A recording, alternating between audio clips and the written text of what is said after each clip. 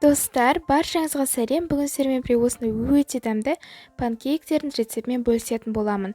Өте күшті рецепт, сондықтан міндетті түрде жасауға кеңес беремін. Бізге қамырға қопсытқыш, ұн, 3 жұмыртқа, қант, 2 ас қасық сұйық май және де жылы сүт керек болады. Ең алдымен қантты өз мөлшеріңізбен алса болады. Ең алдымен 3 жұмыртқаны белок пен жылтоққа бөліп аламыз. Белокты қасымызға қойып қоямыз, ал жылтоққа қантты аз-аздан қосып миксерлейміз. Осындай ақ пышная массаға дейін миксермен араластырамыз.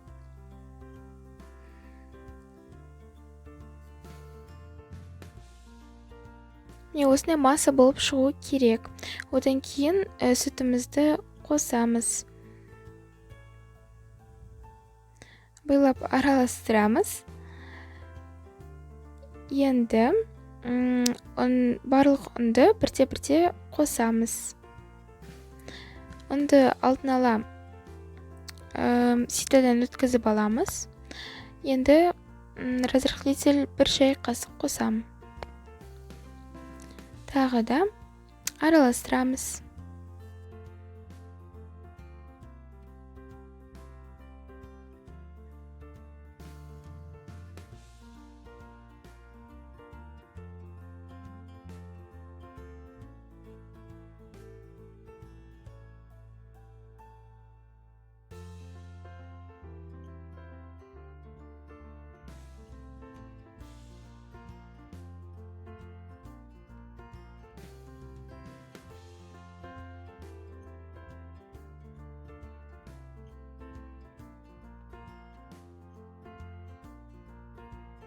Қамырымызды жақсылап араластырып алғаннан кейін 2 ас қасық сұйық май қосамыз және тағы да араластырамыз.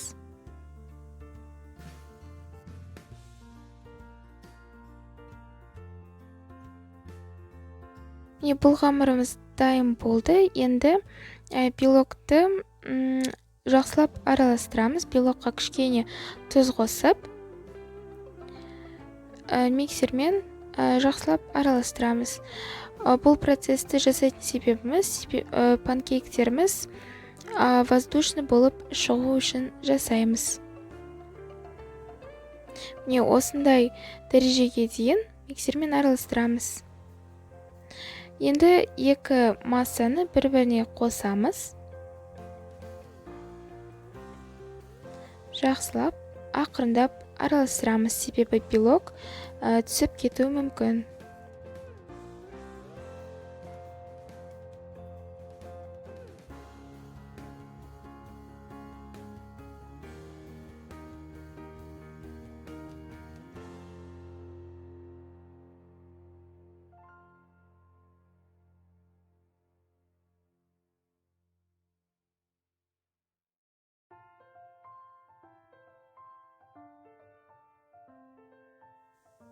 Қамырымыз осындай воздушный болып шығу керек.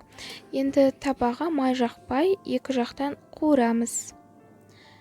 Достар, біздің панкейктеріміз дайын болды. Астарыңыз дәмді болсын. Міндетті түрде жасап көріңіз.